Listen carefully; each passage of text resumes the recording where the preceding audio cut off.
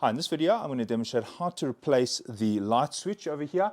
This light switch is damaged, it barely presses, it's come out, it's actually fallen to the side. Now in this case I have a replacement unit and that's how the switch should work. So what I'm going to do is I'm going to open this and swap it for a new one. Now an important safety step is to go and turn off your electricity.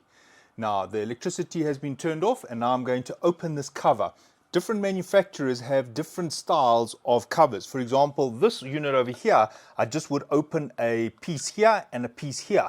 While this one, the whole piece on the side here comes off. So what I'm going to do is I'm going to take my screwdriver here at the bottom and there's a little lip and I'm going to just peel it open like that. So I put my screwdriver over there and I just lifted the cover off. Some fittings you have to peel from the side. Right, I have two screws here. They happen to be star, so I can unscrew them. Right, so this is loose now, and I open it carefully because sometimes the enclosure has some sharp edges and I don't want to damage the insulation on the electrical wires. So I'm turning it carefully and there we go. I can see what's happening inside here. Now there are two screws that I need to release. Now on this switch I'm using the middle and the bottom. That's important. So I'm going to unscrew that and that. There's an extra terminal here which is unused. If you have a multimeter, you could quickly do a test to make sure that the power is off. Right, I put my leads across the two terminals and there is a small voltage of 2.4 volts and that's because of the neutral. That voltage is there because the earth leakage or the residual circuit breaker was not tripped. Only the light circuit breaker was tripped. So for safest practice, please disconnect your electricity by dropping your earth leakage or your residual circuit breaker. Right, I've disconnected the power now. And now what I'm going to do is just unscrew these two screws here. And now on my replacement unit, there's only two terminals. So this is pretty simple. I just need to connect the two wires into those two holes. It's good practice to just inspect the condition of the wires, just check that they're not damaged.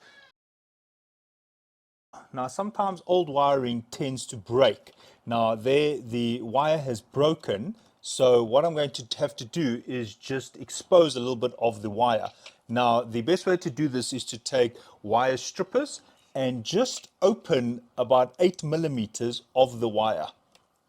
Just like that. So what I did is I took my wire strippers here, twisted it and pulled. If you don't have wire strippers, you can use side cutters, but just be very careful not to gouge into the copper. Now I can insert this new exposed copper into the terminal. Now just a comment, you might notice there's no earth wire on this enclosure and the reason being is that the enclosure is plastic, but over here this is steel, and if you look closely you will see there's an earth wire screwed into the steel enclosure over there. There's the earth wire onto the enclosure. Right, before I close it I'm just going to pop off this cover and making sure to feed the wires in such a way that they don't get caught on anything, and I just need to return those two screws. Right, notice this is still loose, and the reason for that is I'm just going to make sure that I'm not screwing into any of those wires. So I'm just taking a peek on the side here just to see that the screws are not embedding into the wires. Right, I've had a quick check and everything is fine. Now I can tighten this. I tighten a little bit on the top and then I tighten a little bit on the bottom.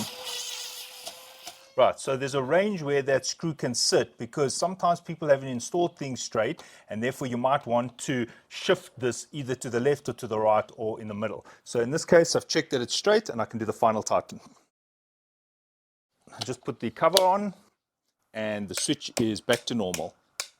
Right, I can now go and turn on the electricity and then come back and test the switch. And there it's working. If your light switch had 3 terminals and once you've completed your installation you notice that your switch is in the opposite orientation. For example, maybe it used to be down for on and up for off, and now once you've rewired it maybe it's up for on and down for off. That means that you've connected to the wrong 2 terminals. If your switch is now operating backwards, just move the terminals to the bottom 2, or if you're using the bottom 2 then move it to the top 2.